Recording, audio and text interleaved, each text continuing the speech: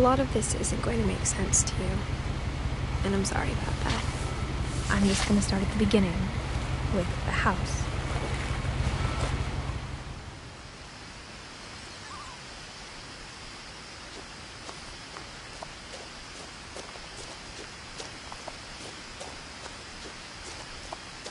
I lived here until I was 11, but I wasn't allowed inside half the rooms.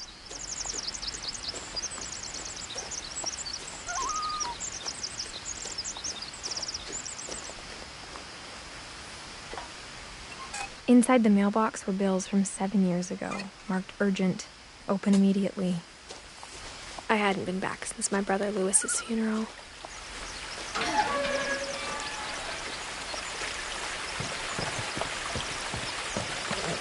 In her will, my mother left me a key, but didn't tell me what it unlocked. Maybe she thought I'd know, or she thought that the mystery would be enough to bring me back.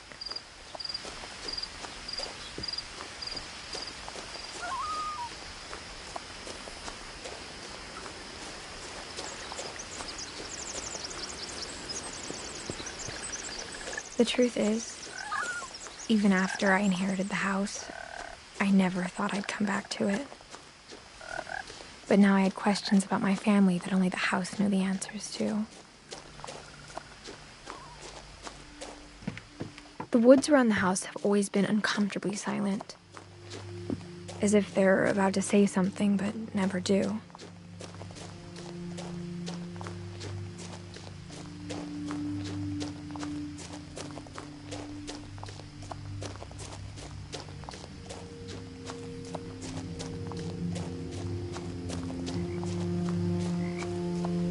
The house was exactly like I remembered it, the way I'd been dreaming about it.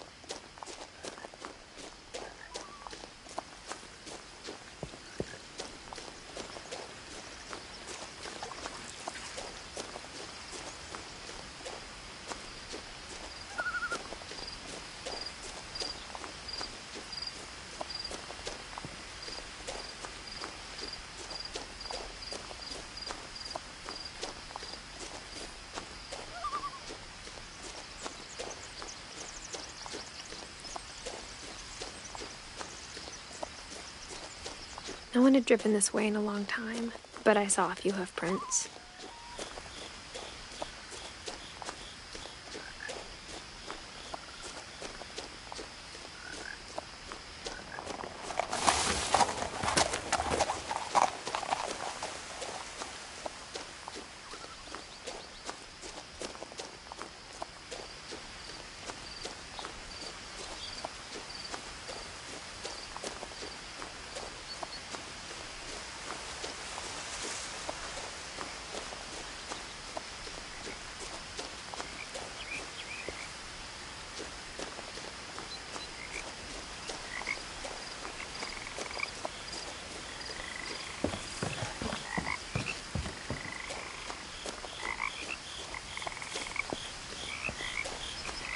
As a child, the house made me uncomfortable in a way I couldn't put into words.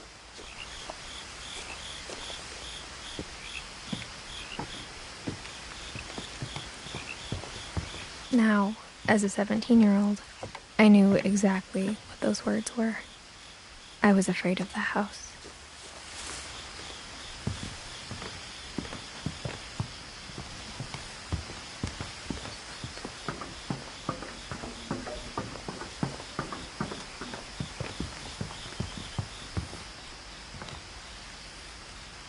I hoped the key might unlock the front door.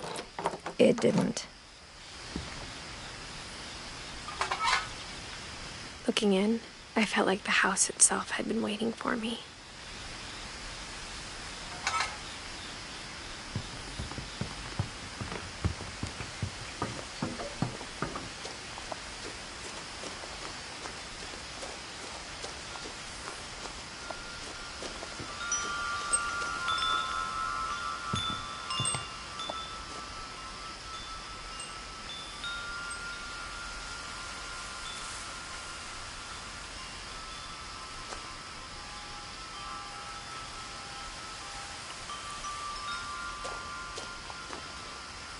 The house felt like it had always been here. Even the swing set was older than my mother.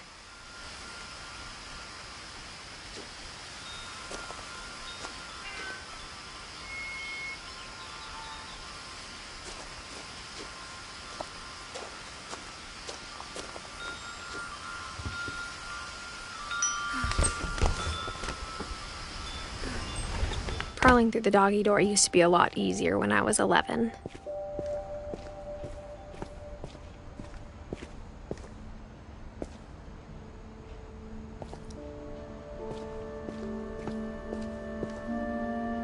The power had been turned off the night we left. For the first time in years, I felt like I was home.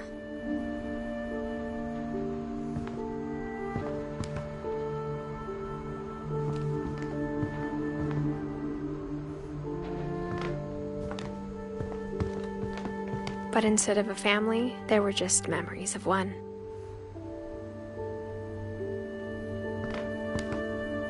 Like how after Louis started working at the cannery, we all got sick of eating salmon. Except our cat, Molly.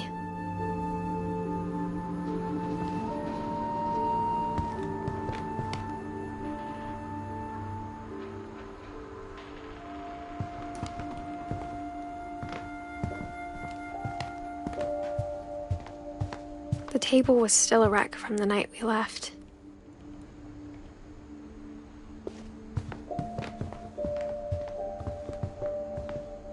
My mom was the only one of us who could imagine Great-Grandma Edie living in a nursing home.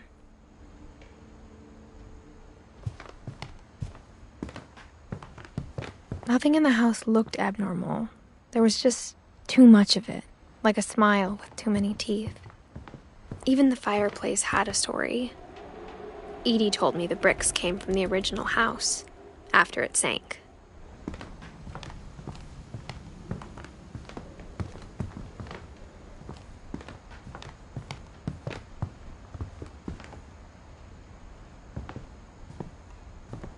Mom always told me to stay out of the basement, so I wasn't too surprised when the key didn't fit.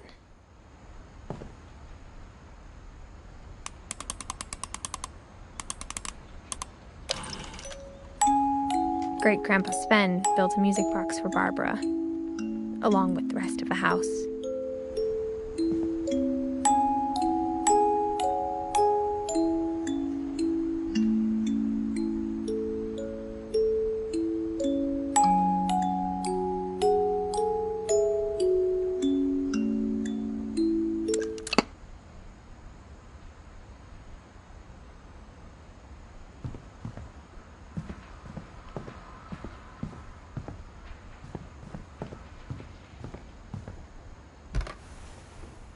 Edie told me once that every Finch who ever lived is buried somewhere in the library.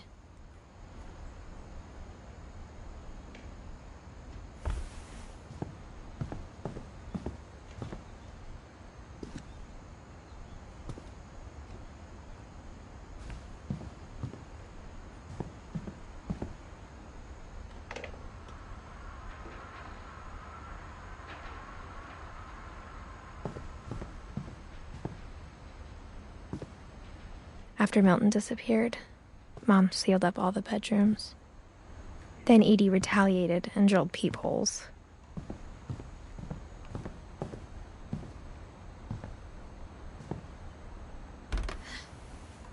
The last time I was in Edith Sr.'s room, I was 10 and she was painting my portrait.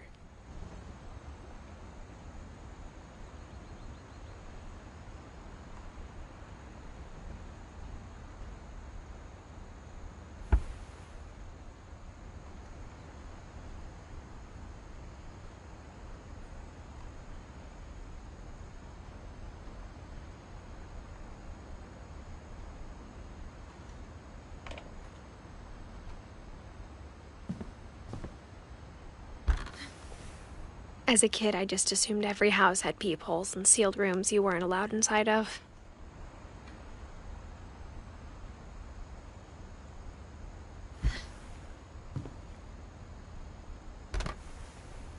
My Grandpa Sam spent 7 years sharing a room with his dead brother, Calvin.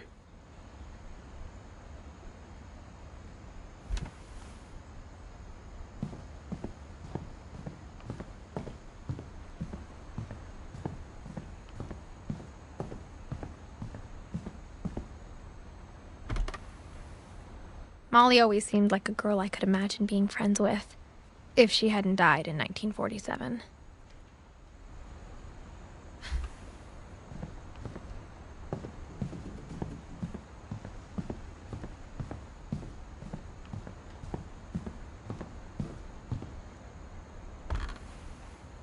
Barbara was a child star for 2 years, until America grew out of it.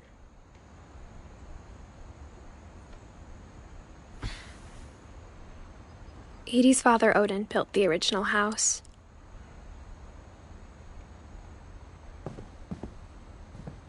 Whenever people ask me about my family, the first thing they always want to know about is Barbara. Mom must have locked the third floor stairs on the night we left.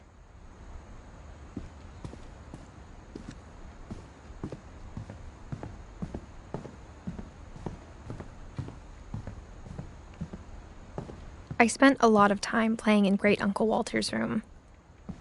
I think my mom sometimes regretted not sealing it up. Lewis told me there were secret passages, but I never believed him.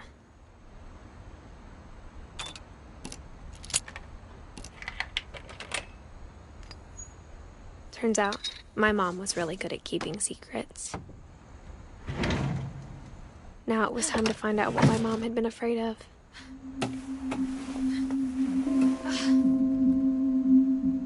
From the paintings on the wall, it was clear my brother Milton had been here before me. Reading this, maybe it sounds like I had a plan.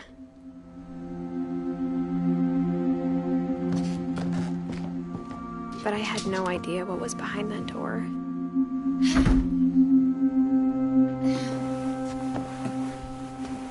Just like I had no idea where all this was gonna lead. I grew up looking at Molly's room through the peephole. Molly's gerbil had a tiny bedroom with its own even tinier gerbil cage.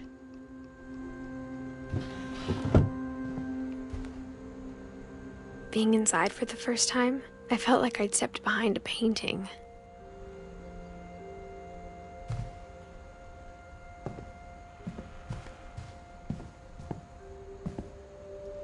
I got the sense Edie had spent a lot of time here, before my mom sealed the doors.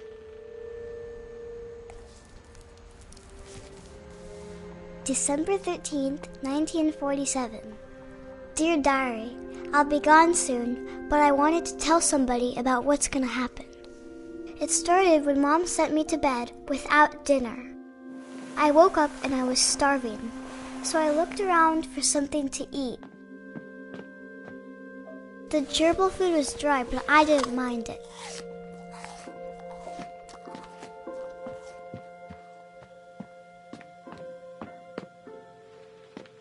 I thought about eating Christopher, but I held back.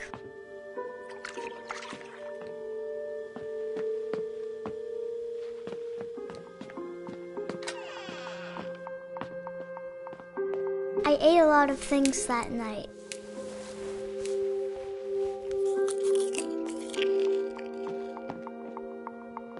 I kept eating and eating.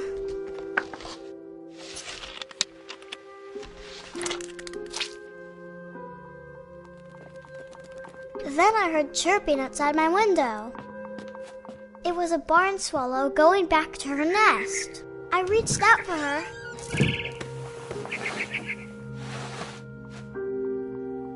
And suddenly, I was a cat.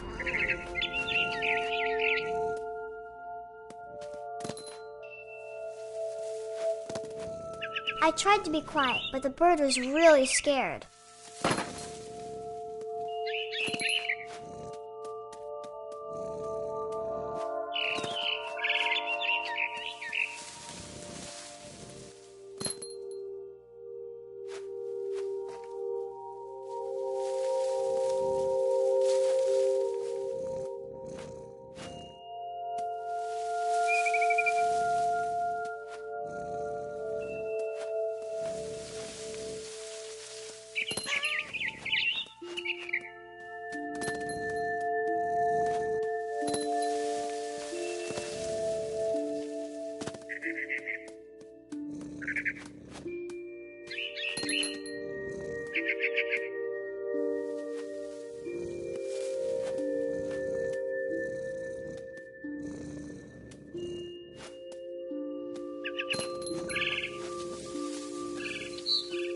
I jumped and I almost got her.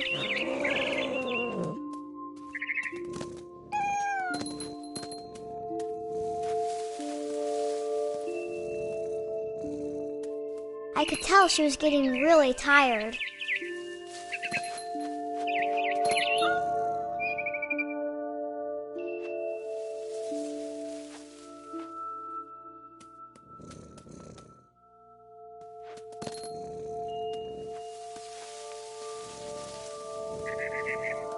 Now I was up in the big tree.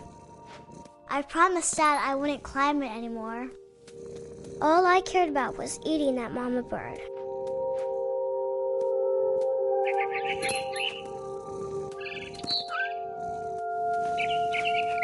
I gobbled her up.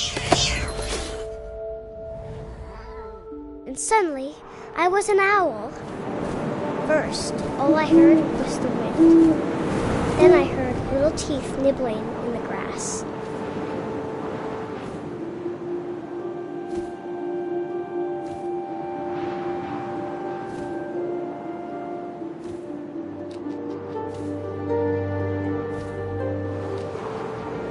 Rabbits.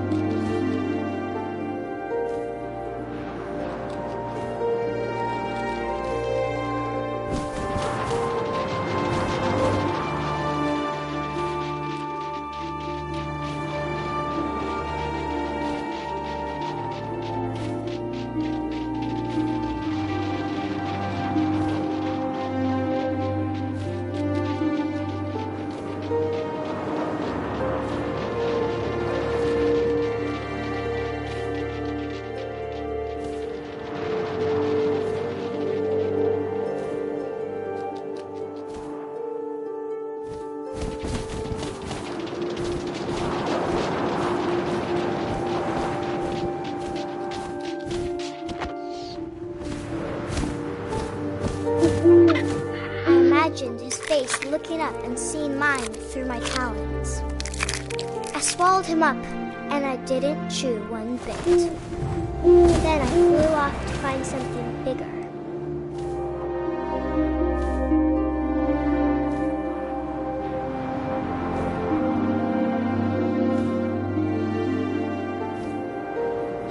A mama rabbit.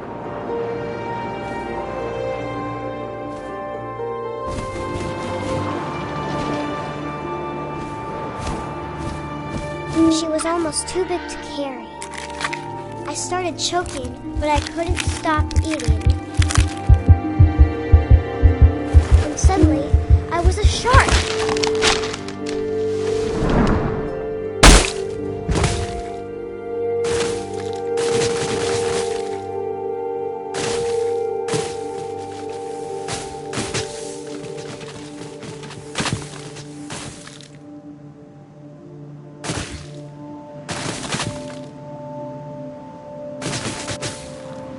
I rolled off a cliff and into the ocean. Now, I was hungrier than ever.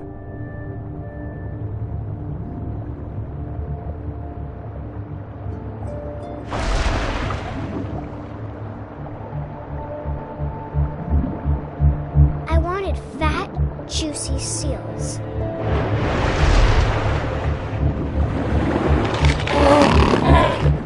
I tore off her flipper, and it tasted really good.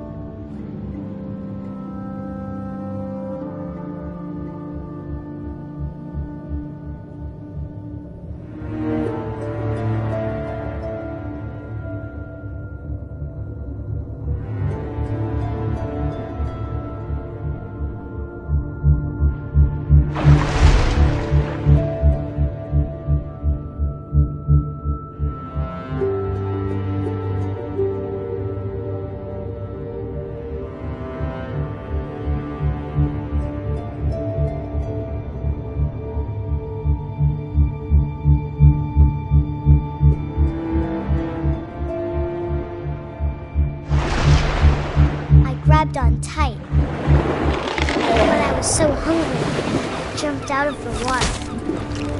When I opened my eyes, everything had changed.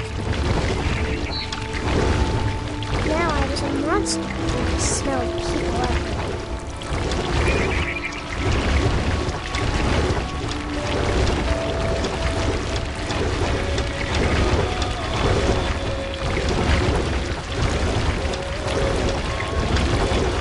I was big and I moved real quiet.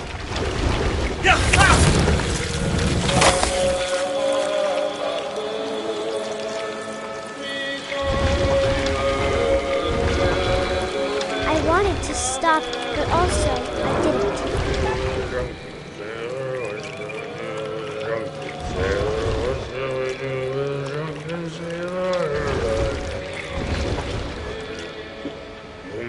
Belly with a rusty razor, his belly with a rusty razor, his belly with a rusty razor. What shall we do with a drunken sailor? What shall we do with a drunken sailor? What shall we do with a drunken sailor? Put him in bed with the captain's daughter, put him in bed with the captain's daughter, put him in bed with sailor, what shall we do with a drunken sailor? What shall we do with a drunken sailor? What shall we do with a drunken sailor?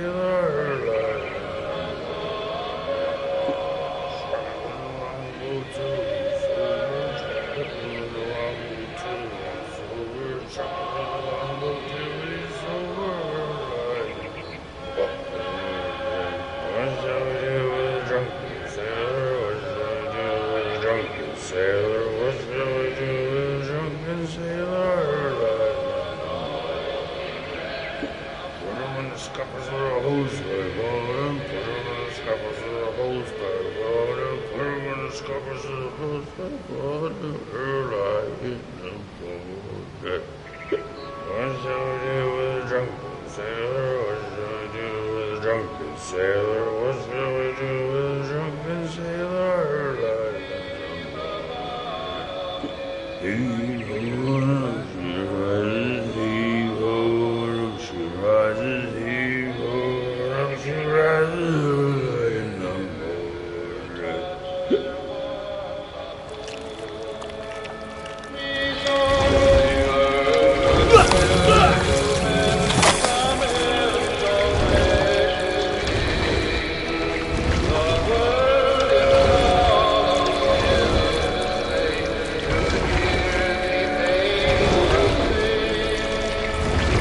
After the last passenger, I was still hungry. And across the water, I smelled something new. Something I had to have, so I swam towards it.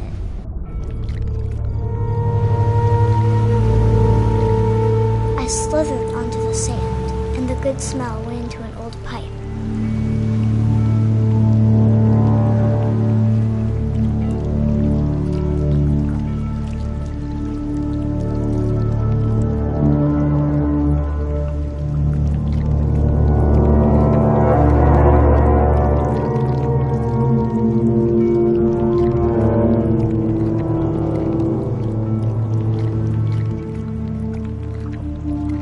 Closer and closer.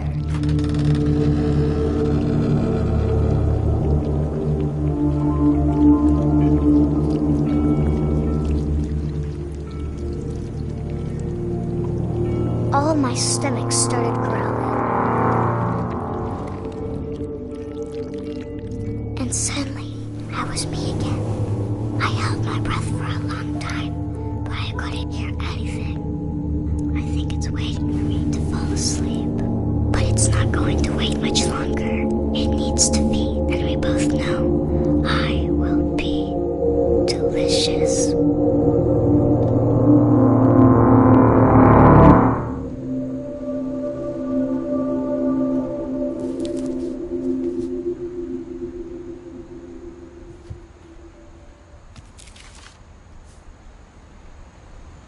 I'm not sure if I believed all of that, but I'm sure Edie would have.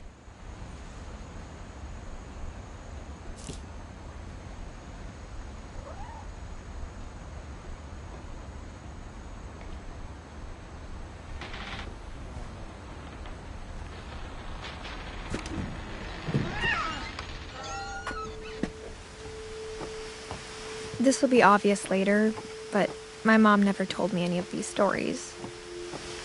Edie would have, but Mom didn't like bringing up the past. Though, when we adopted a stray kitten, she was the one who named it Molly. I spent a lot of time in Great-Grandma Edie's room. Edie gave a big interview about a mole man living under the Finch house. My mom was furious.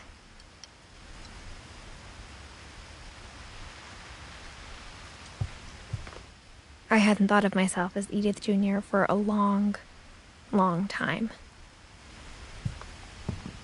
One summer, they evacuated the island, but Edie refused to go. For a few weeks, she was a celebrity.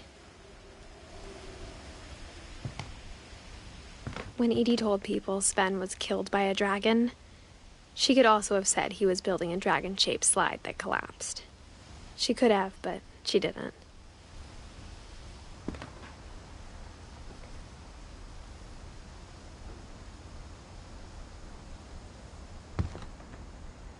Even in her 90s, sometimes Edie seemed a lot younger than my mother. Edie knit me a new pair of gloves every year, just in time to replace the old ones. Louis died a week before we left, but Edie had already started to memorialize him.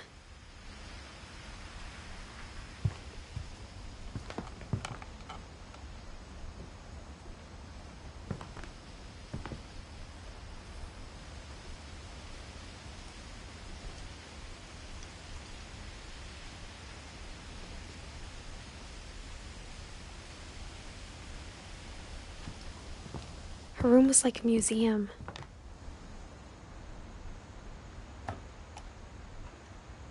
For 500 years, the Finches have been famous throughout Norway for their fortune and misfortune. Odin Finch buries the latest victims of the family curse, his wife Ingeborg and their newborn son, Johan. On January 7th, 1937, he set sail with his family and his house, hoping to leave the curse behind. But 40-foot waves off the coast of Washington send the house and Odin to the bottom of the sea. Odin's daughter Edie, with husband Sven and baby Molly, step ashore on their new home, Orcas Island. Odin Finch is the first to be buried in the new family cemetery. His daughter Edie is already dreaming of a new Finch house.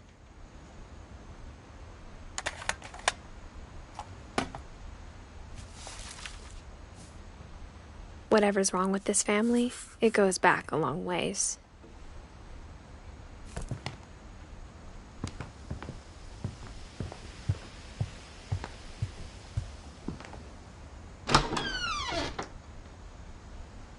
The only trace Grandpa Sam's first wife Kay left on the house was the pink bathroom. It was a pretty big trace.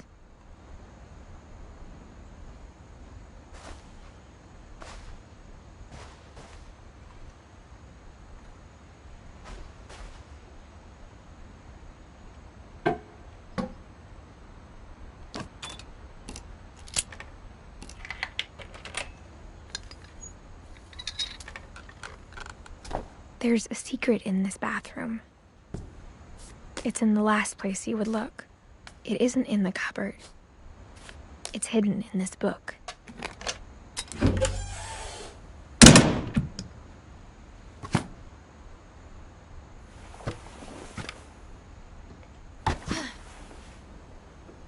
Sven gave Sam an old camera he'd refurbished. He never put it down.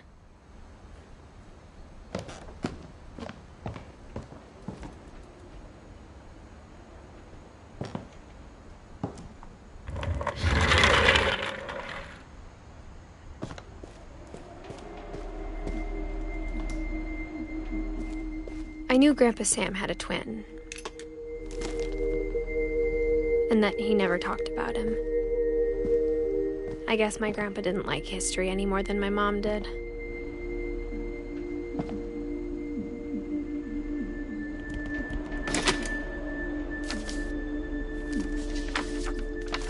How I Want to Remember My Brother by Sam Finch. The thing I remember is that when he made up his mind, that was it. My brother said he'd die before he ate another mushroom, and he did. At Barbara's funeral, we swore we'd never be afraid again, and he wasn't. I think Calvin always wanted to fly.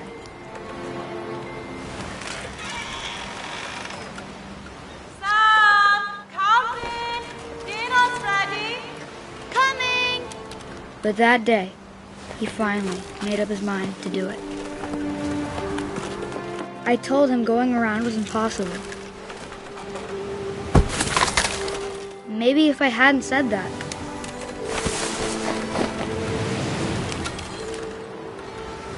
Calvin! I'm not gonna tell you again! Maybe if the wind hadn't picked up. Then maybe he'd still be here. But I doubt it.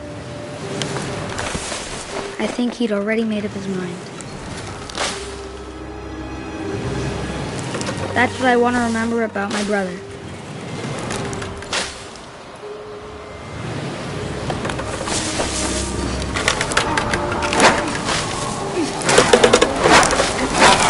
The day he made up his mind to fly. And he did.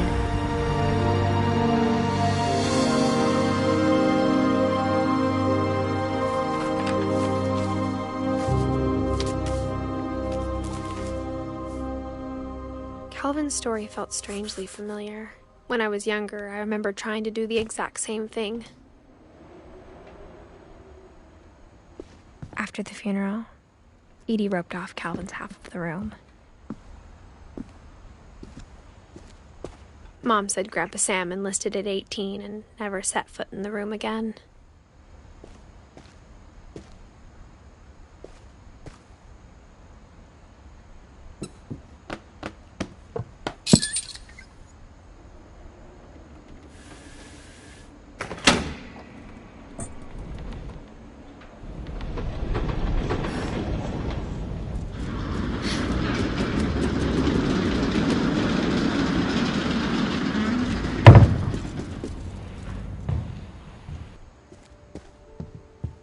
The passages were a pretty tight fit.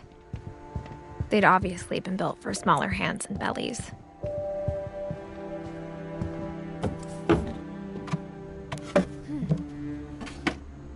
Growing up, I always thought of Barbara as a child star. I never thought about how hard it must have been for her afterwards.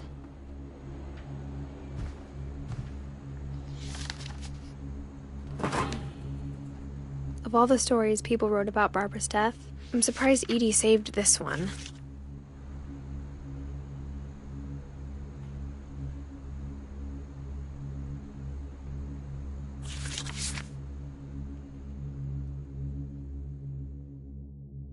Old Jack here with another ghastly tale inspired by America's most unfortunate family. I'm calling it The Surprise Ending of Barbara Finch.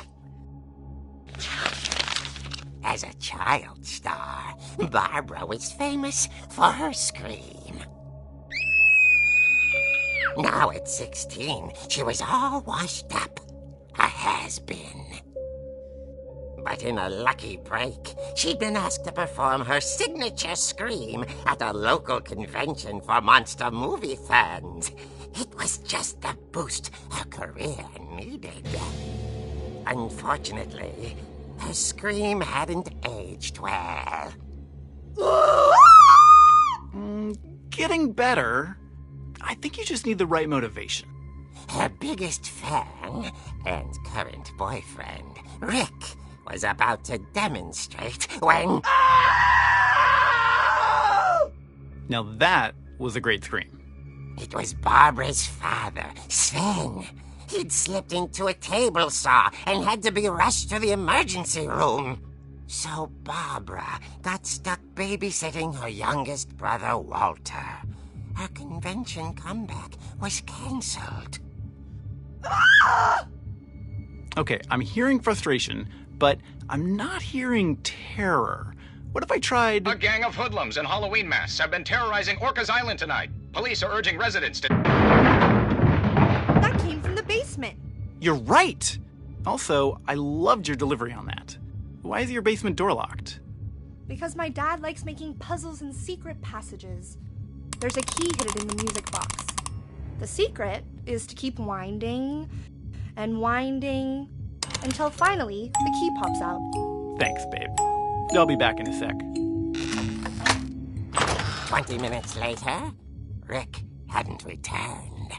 So Barbara went to look for him, right on cue. She reached for the music box. And as she wound the key, she listened for Rick, but the house was silent.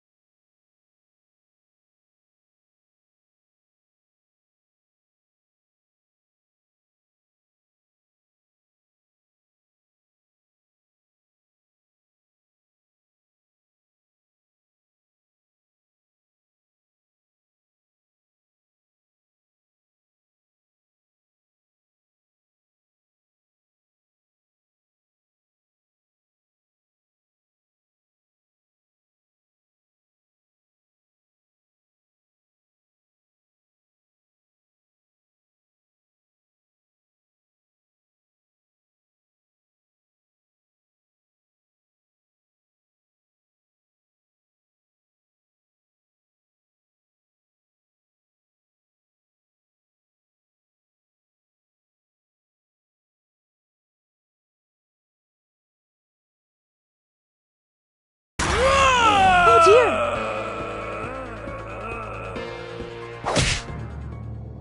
Oh! Rick? Barb, relax. I was just trying to scare you to help you find your scream. Well, I'm not scared, Rick. I'm furious. Then act furious. All I'm getting from you now is that you're hurt and confused and you... She threw him out, but she kept a little something to remember him by.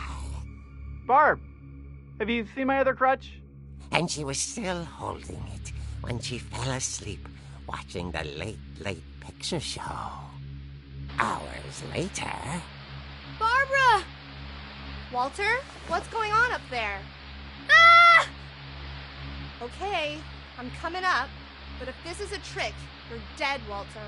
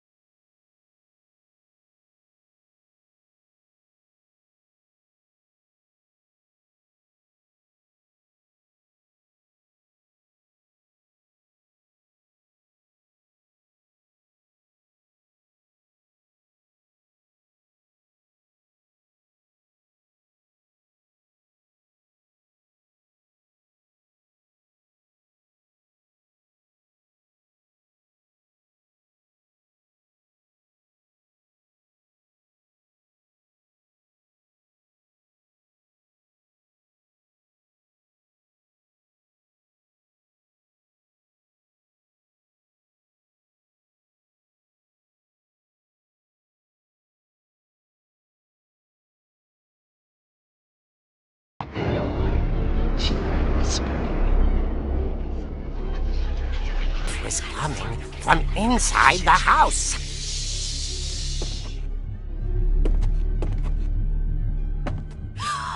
Oh dear.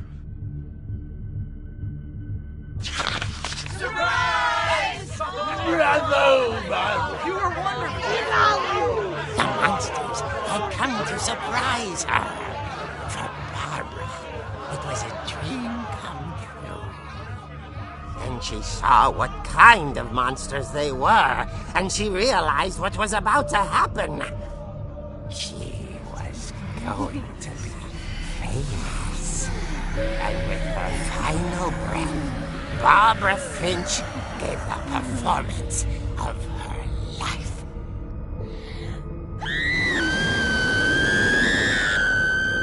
I wasn't there myself, but I hear Barbara was magnificent.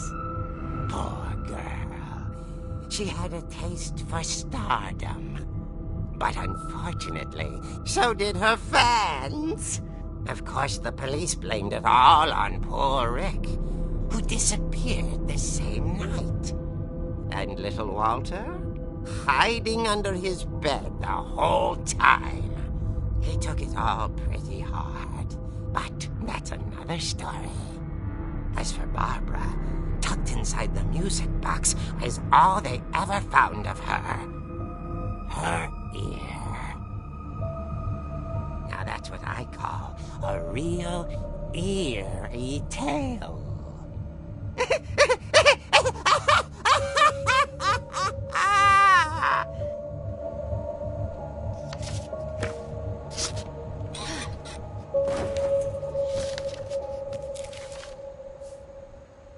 Edie told me all Barbara wanted was to be remembered, as absurd as that comic was.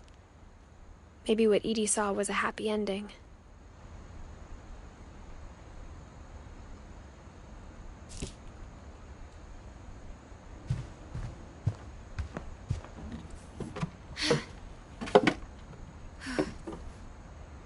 I guess now I know why Mom didn't like me playing with the music box.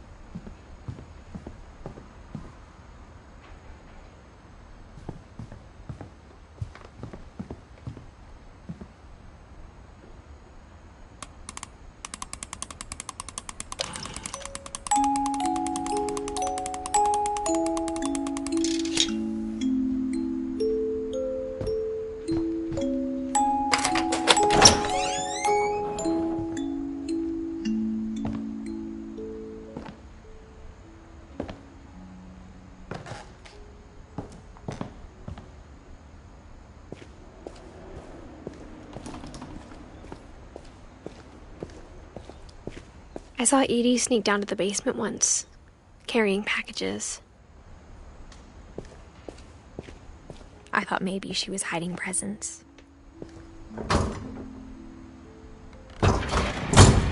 It turned out she was hiding a lot more than that.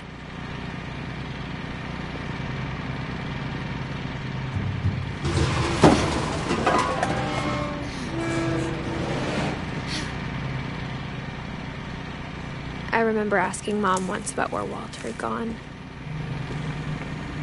She said after Barbara died, he got as far away as he could. If there's a pattern in all these stories, I think it's that none of us has gotten very far.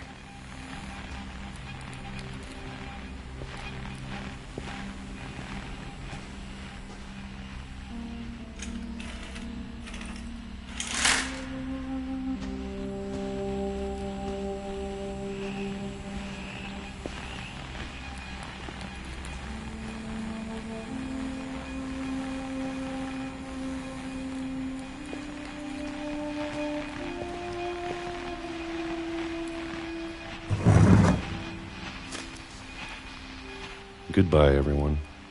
I can't believe I've been down here for 30 years. On that first day, after the shaking started, I didn't think I'd survive a week.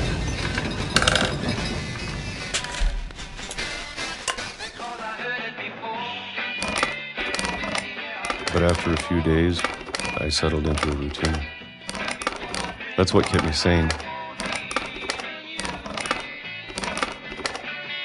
Having a schedule, living for today.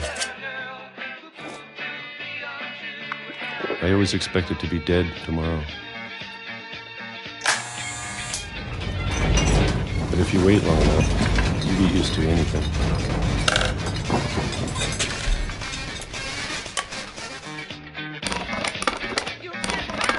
Even a monster on the other side of the door starts to feel normal. Almost friendly.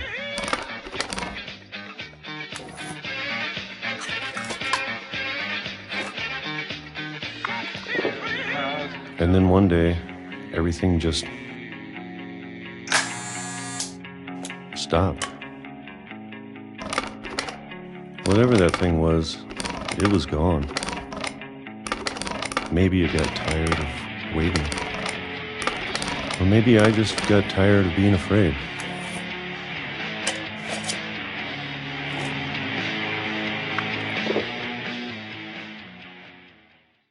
It's been a week now, the longest in 30 years.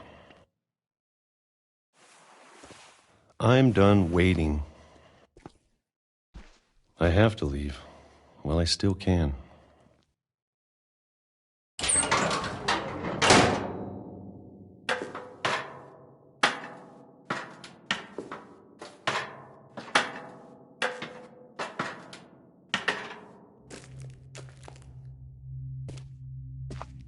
I know it's out there, somewhere. Whatever killed Barbara and Molly and Calvin.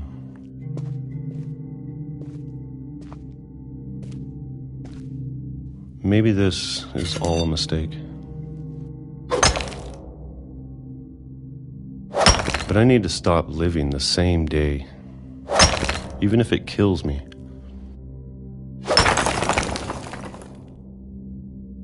Whatever's out there, I want you to know I'm ready for it. I'm going to appreciate all of it, especially the food. I don't mind if I only have a year left. Or a month. Or a single week. I'd be happy with one meal a day. I can already imagine the sun on my face.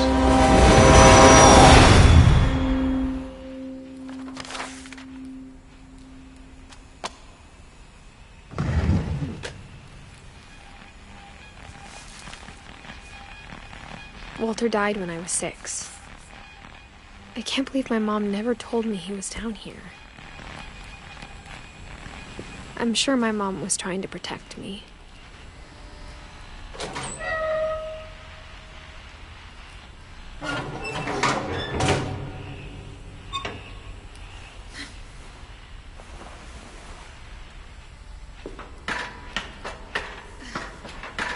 Maybe she was afraid I'd end up like Walter.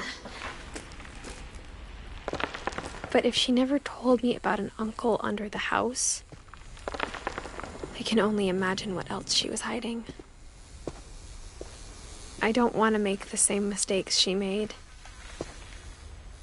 Trying to bury something that's still alive. Now that there's only one of us left, or maybe 2, I thought it was time I heard the stories for myself and found out what happened to everyone else. But now I'm worried the stories themselves might be the problem. Maybe we believed so much in a family curse, we made it real.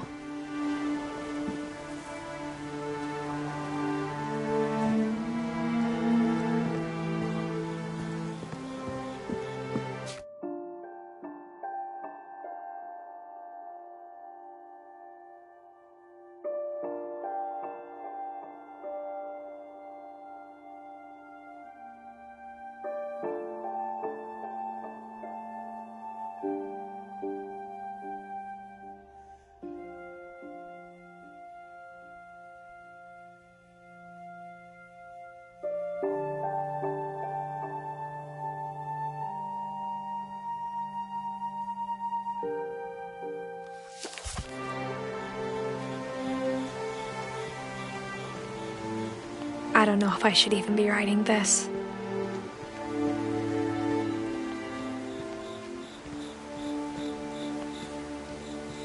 Maybe it'd be better if all this just died with me.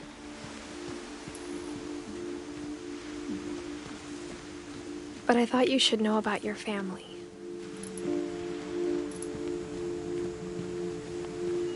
And the history you're a part of. Though to be honest, I feel as lost as you probably do right now.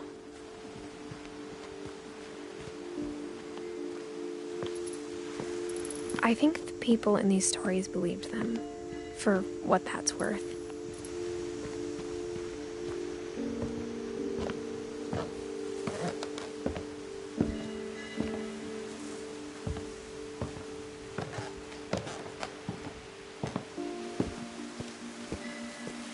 And when you look at the house, that history of imagination and stubbornness and madness, any of it seems possible.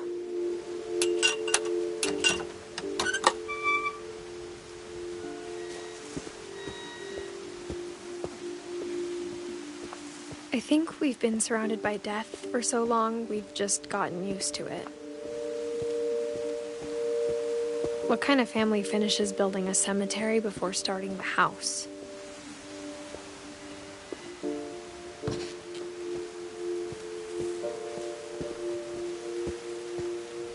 It's embarrassing for me to admit this, but the pet cemetery made me more uncomfortable than the human one.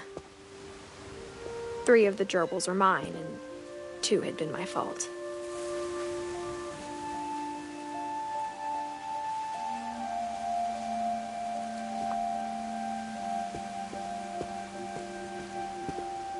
Sven built the house, but it was Edie who designed the cemetery.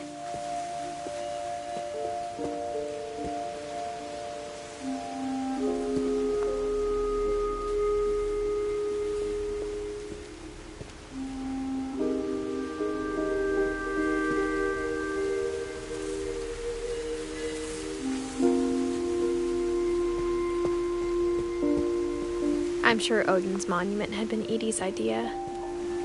My mom was always trying to move on, but for Edie, the past never went away.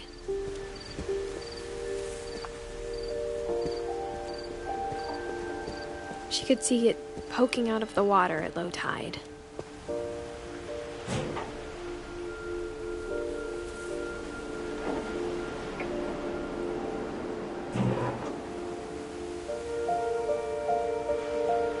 Edie said she dreamed about the old house every night.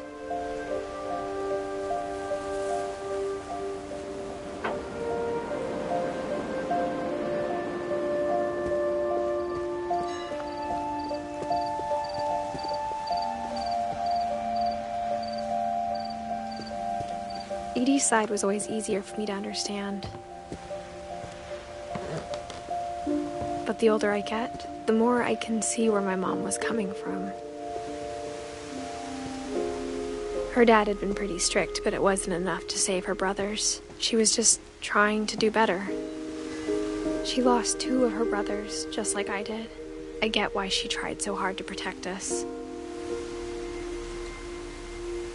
We never found Milton's body, so my mom insisted we were putting up a monument, not a tombstone.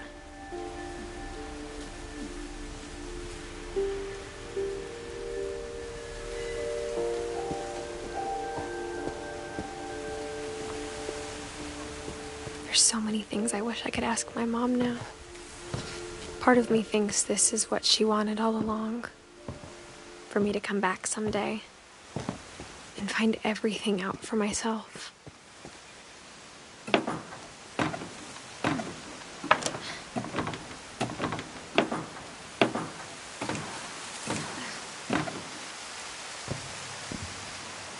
But looking back on it now,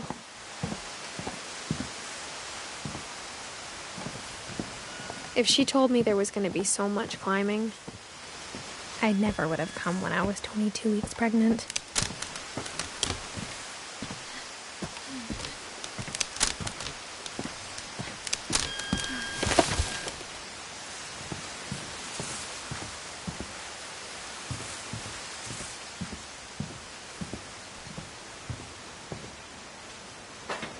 I never met Grandpa Sam, but I think he and my mom had a lot in common.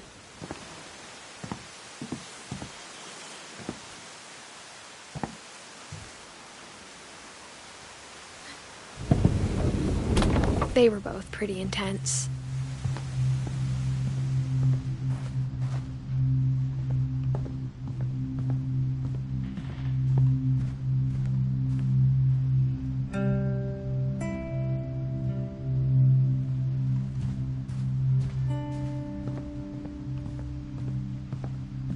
Instead of hiding from death, Sam seemed to go out of his way to meet it. Sam spent his life shooting photos, but Mom said he got nervous being in front of the camera. I guess we're all afraid of something.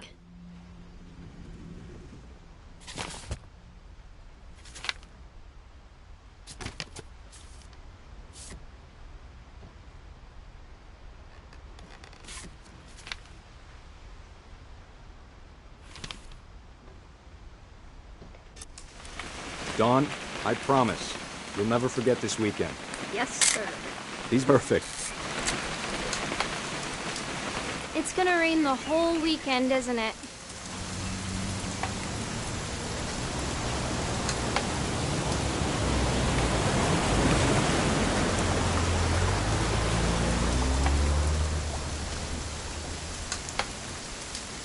Please just take the damn picture.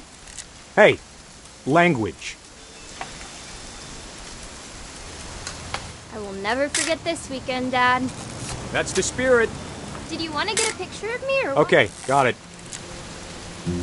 I'm gonna take some pictures, okay? Just be careful. That camera's older than you are.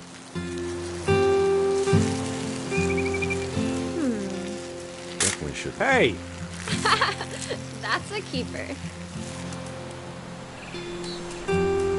I'm just saying, I'm not always gonna be here, Don. You'll need to remember this stuff, if you want to survive. I'll be fine, Dad. You know who else thought he was gonna be fine? Some guy who died.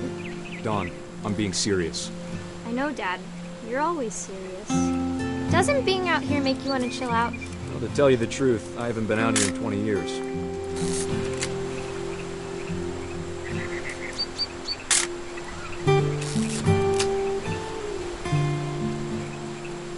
Last time I was with my brother Calvin. Man, that was a great trip. Your grandpa Sven taught us how to fish, how to build a fire. Dad! Good eyes, Don.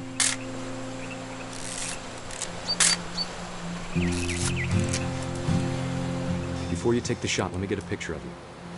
Dad... Let me get behind you. Do I have to do this? Don, you don't have to do anything. Great shot, Don!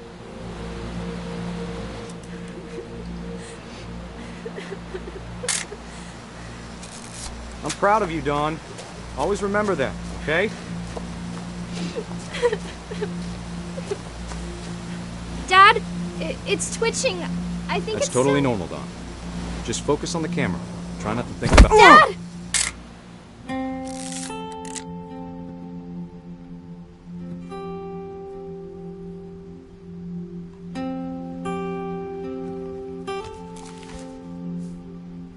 Of all these stories, that's the one I wish most that my mom had told me.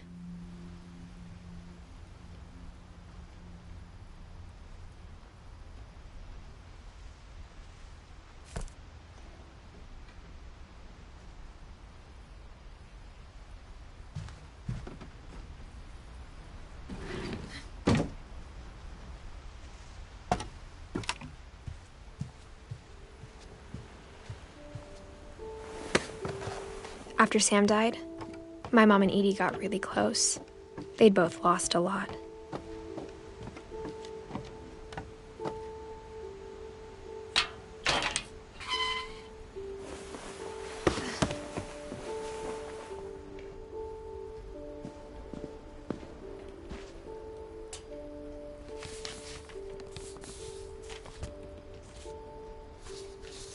Dear Kay, do you remember the way Gregory used to laugh when he thought he was alone?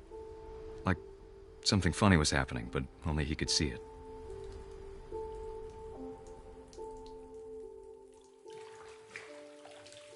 I think he saw things the rest of us don't.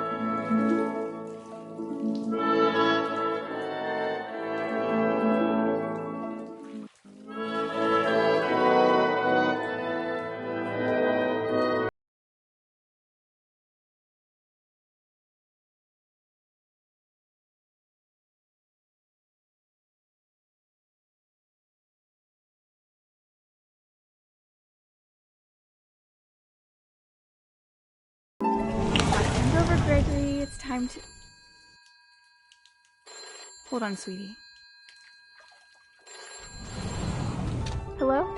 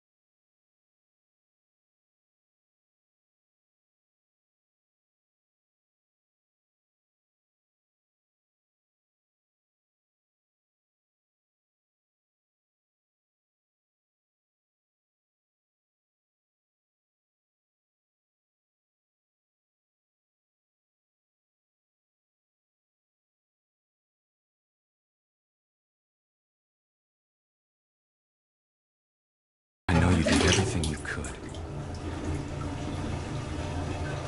Maybe if I hadn't called that night.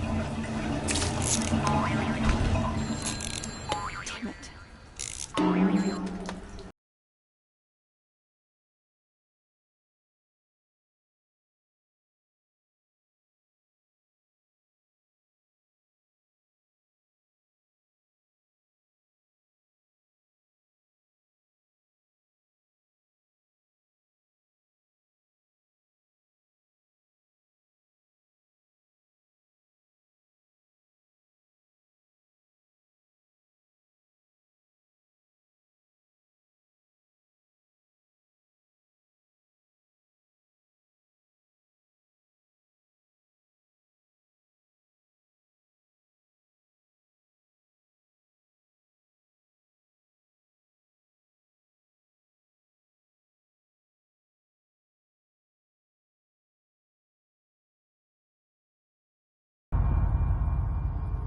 Good luck, Kay.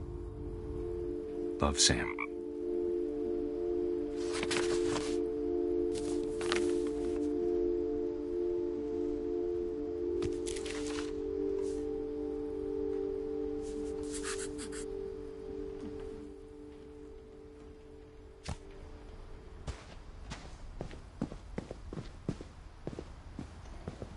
I can't imagine my mom ever writing poetry, and yet... A poem for Gus, who always said the wedding was a bad idea. Our father never hit us kids, at least not very hard, before the day my brother said with teenage disregard that he'd be dead before he'd see a wedding in our yard.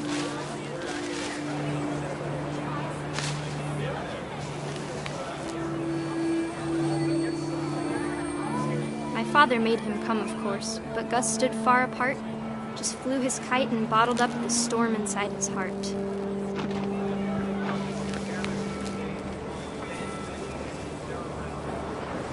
I tried to talk him out of it, but though he'd never met her, "We don't need a stepmom," were the words that I now pronounce you husband and wife. You may kiss the bride.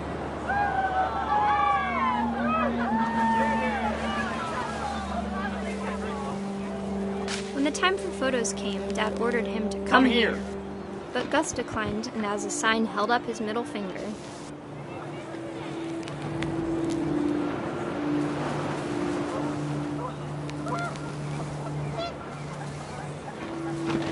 The wind picked up, and panicked geese appeared and quickly went. But all the humans did that day was go inside the tent.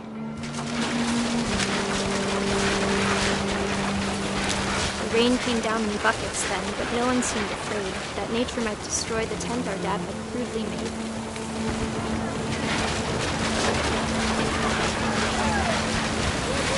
The thunder sounded much too close and full of angry power. But all my father said to this was, "Make the music louder."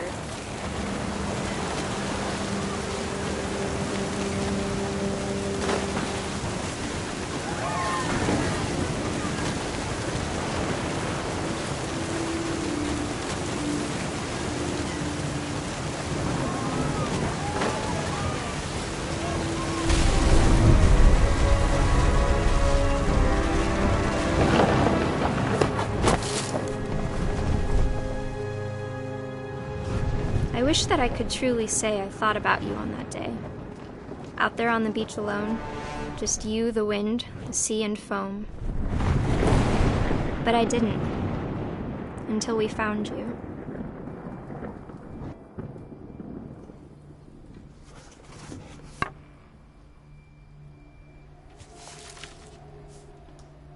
She never talked about him, but Mom told me once if I was a boy, they were going to name me Gus.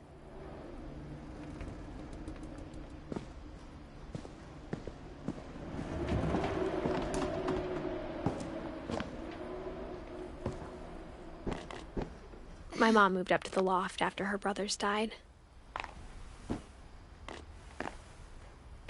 At the time, it was as far away as she could get.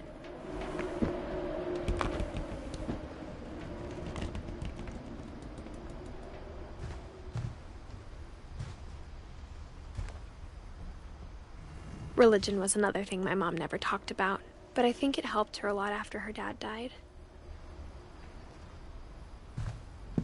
She spent a summer building houses in Calcutta, where she met my dad, Sanjay.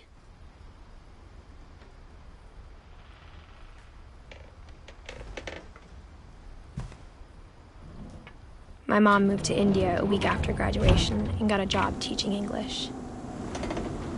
Louis was born a year later. When my dad died, I don't think Mom knew where else to go. I'm sure Edie was happy to have her back.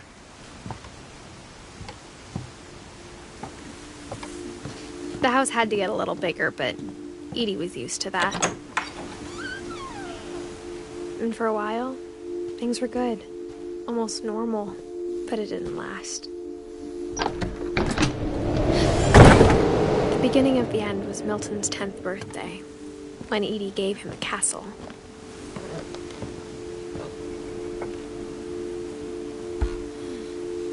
After Milton disappeared, the only thing he left behind was a room full of paintings.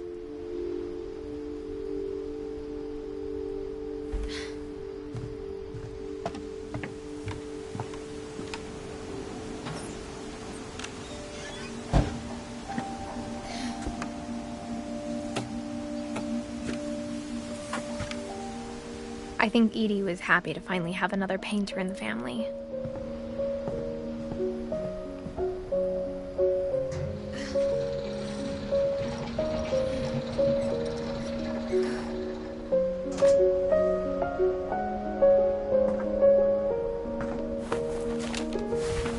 Milton Finch in The Magic Paintbrush.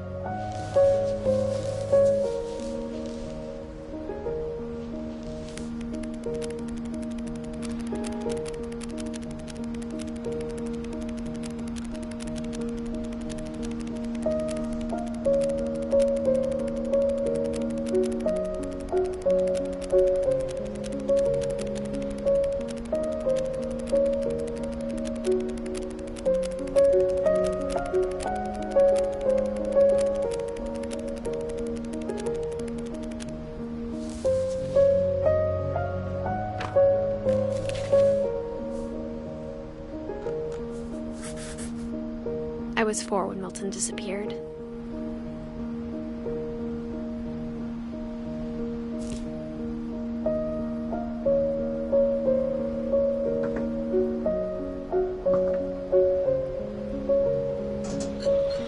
Mom spent months searching for my brother.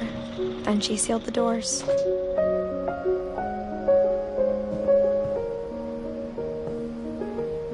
Whatever Milton had found in the house, Mom didn't want it getting out.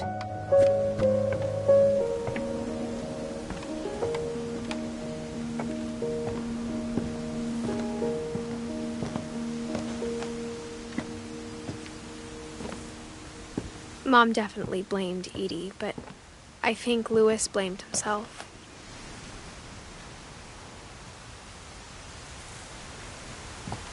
After he graduated, he just spent more and more time in his room, until Mom got him a job at the cannery.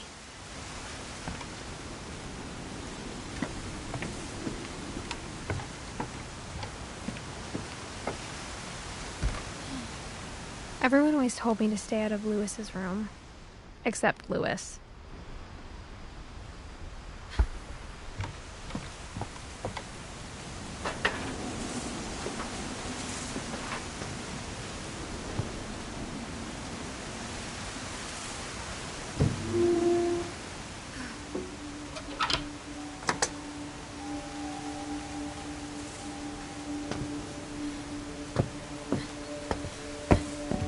Louis's room smelled very, very familiar. That part of him lived on.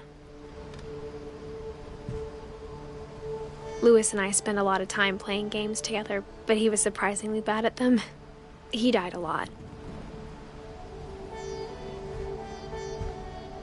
He was so proud of being Indian. I think for him, it was a way to be something other than just a Finch.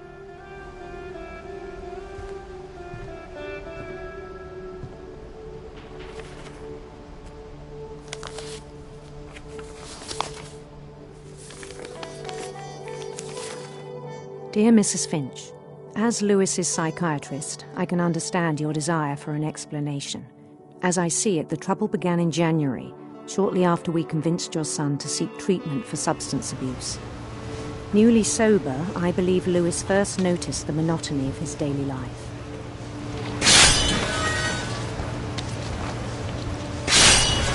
He kept working at the cannery, but he withdrew part of himself. In our sessions, I saw the same behavior. His mind began to wander. I asked him to describe it. He said he started small, imagining a labyrinth. He'd feel his way about. Then something moved. Bats and toads. And things that have not names. He knew it was all in his head.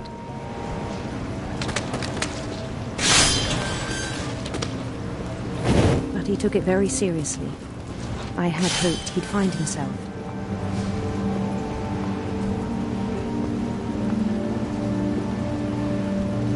But he found something more.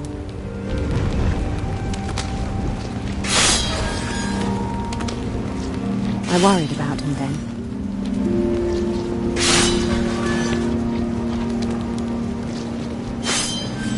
Daydreaming at the cannery,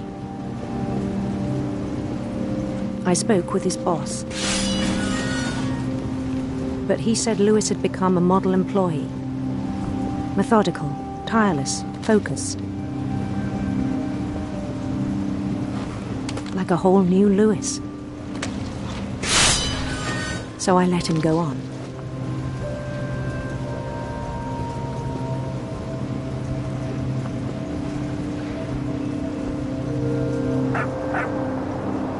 I even encouraged him. It seemed very promising at first. He told me he'd made a new friend.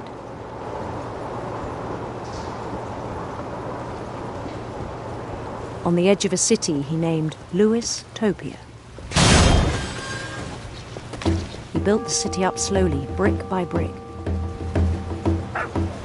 Then he made musicians.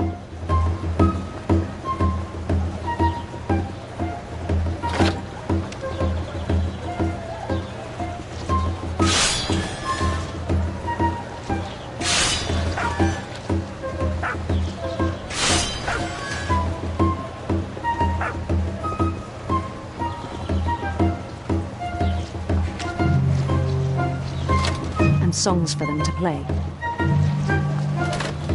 He talked about starting a band.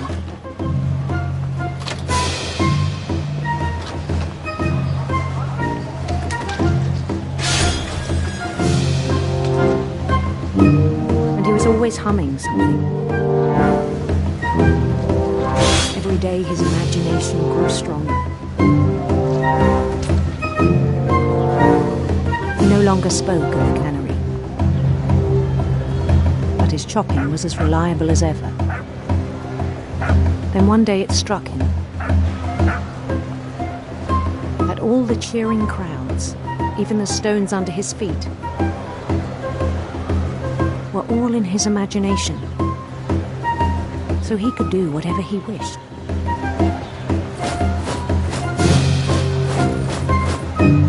He held an election for mayor. And he won. They begged him to stay, but his mind was already wandering. It became a game for him.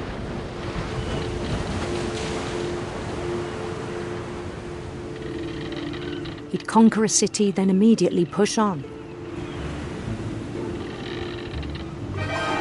New Louisville.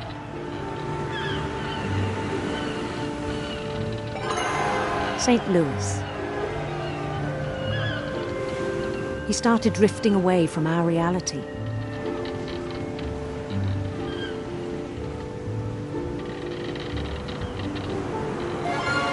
Minneapolis. Until one day he forgot to go home from the cannery. Even as his mother pleaded with him, part of Louis kept sailing on.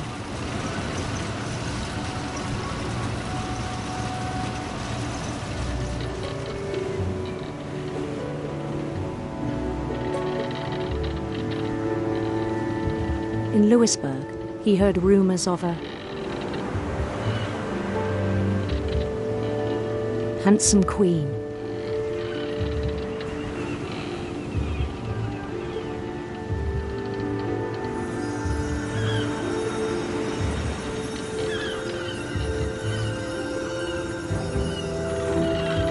The queen was on her own quest for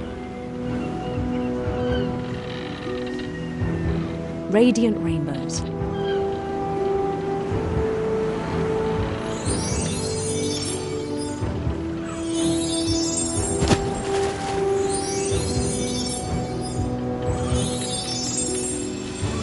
He followed the sound of her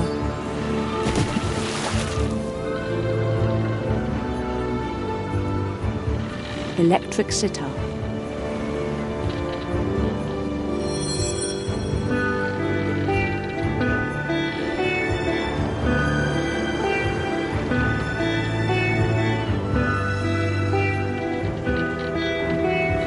His chase led him to a golden palace east of the sun and west of the moon.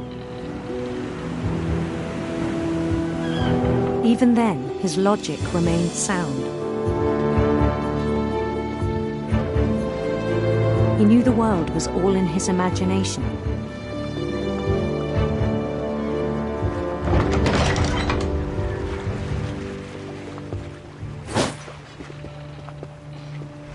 But he was so proud of having created it.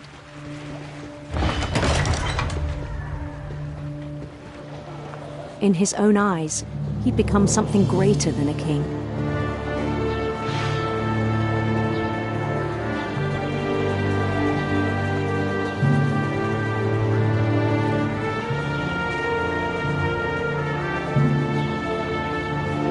For someone who'd never known success in the real world, I think it was overwhelming. And then it struck him.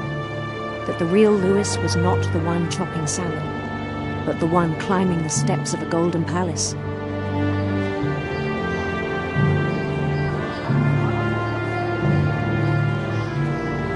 My imagination is as real as my body, he told me. It was hard to argue with him.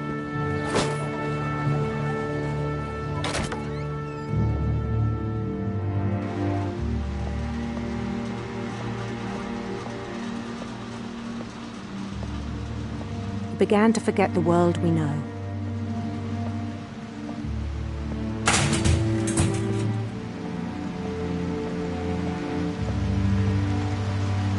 I think it pained him to remember Lewis, the cannery worker.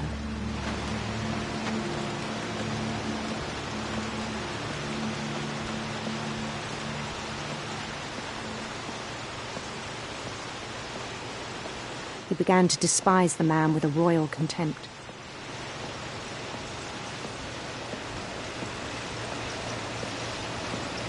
I still thought I could save him.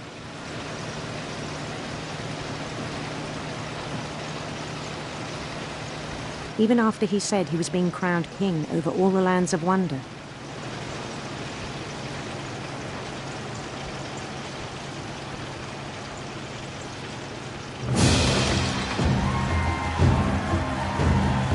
The palace would be packed with his companions.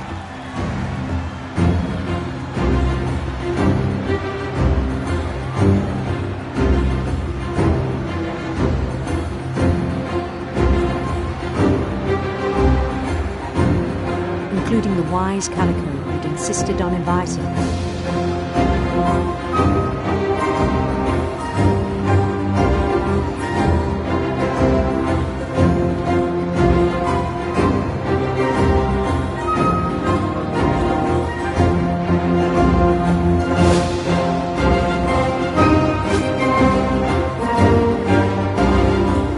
His queen waited, holding his crown.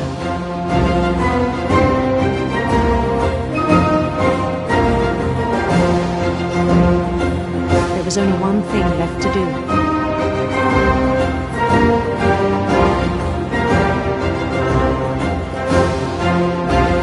Bend down his head.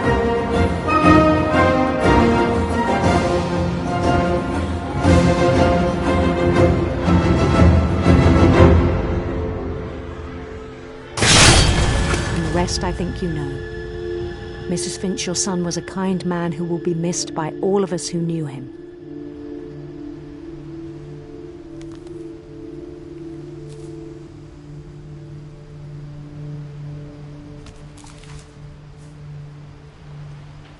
My brother was really cool. I wish you could have met him.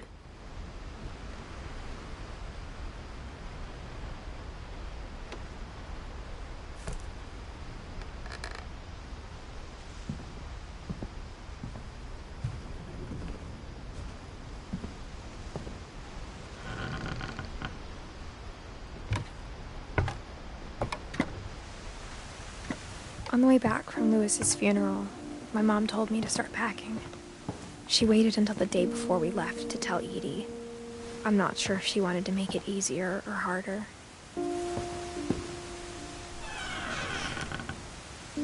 I wish we'd stayed. But I understand why we left.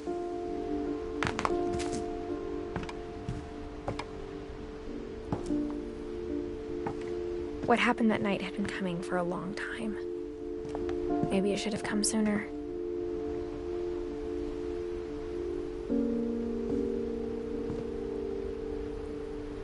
But it had to end one way or another. All that's left now is to tell you about that last night.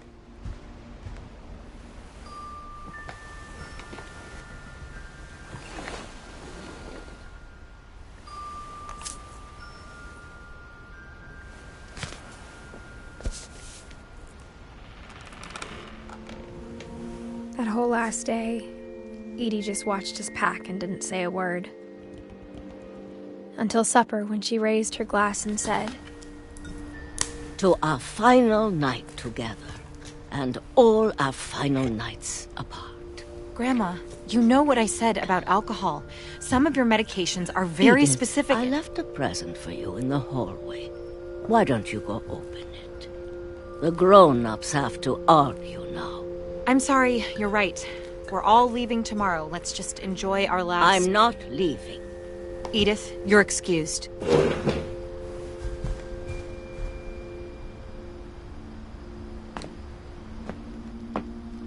The power had been shut off that morning, but Edie always had plenty of candles. When my mom set up the library, I don't think she knew about the other entrance, or that Edie had a key to it.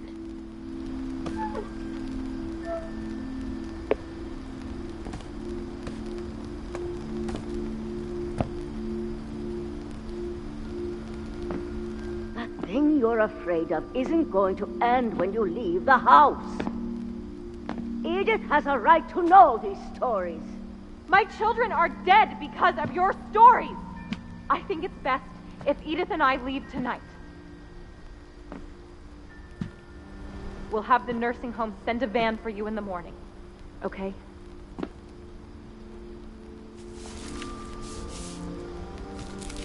Dear Edith, there's so many stories I wish I could tell you, but there's only time for one. This is about what happened on the night you were born. That night, the tide went way, way out.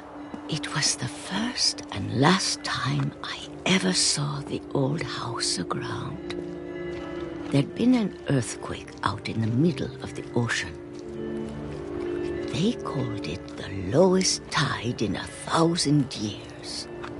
God, it smelled awful. You know, I've seen that house every day of my life. But I never thought I'd go back to it. When the fog rolled in, I lost my way.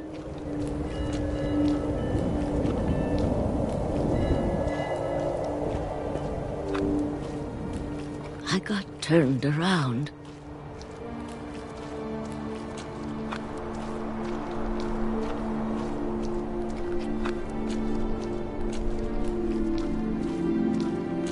I started seeing things.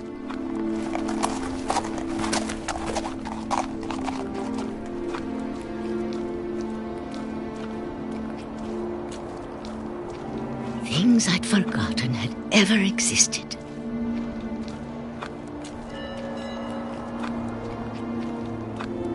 But when I saw them, they felt like old friends.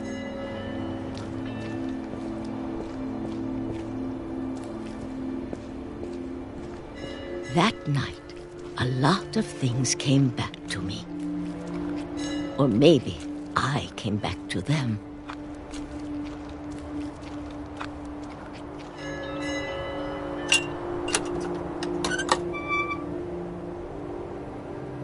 Things I can't explain, but that I need you to try and... Edith, what are you doing in here? It's mine. Edith! Mom, you're gonna rip it! Let go! I kicked and screamed, but Mom dragged me to the car. I never saw Great-Grandma Edie again. The next morning, the van came to pick her up, but she was already gone. After that, we moved around a lot.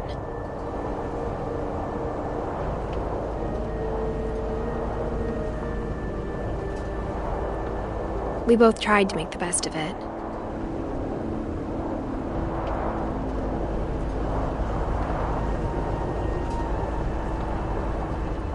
A few years went by.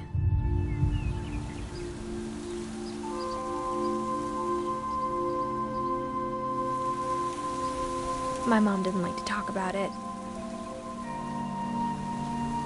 but she started getting sick a lot.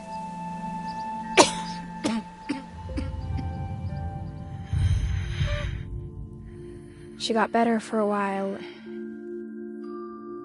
and then she didn't. And then I was alone.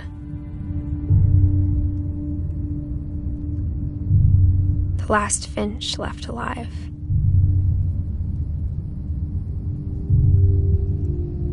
Until I found out about you. I'm still not sure what to tell you about all this. If we lived forever, maybe we'd have time to understand things. But as it is, I think the best we can do is try to open our eyes and appreciate how strange and brief all of this is.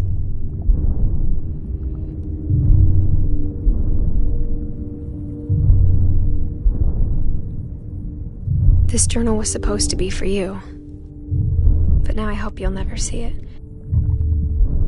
I just want to meet you and tell you all these stories myself. But I guess if you're reading this now, things didn't work out that way.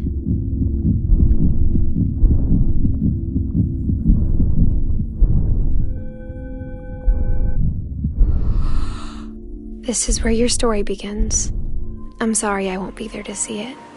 It's a lot to ask, but I don't want you to be sad that I'm gone. I want you to be amazed that any of us ever had a chance to be here at all. Good luck.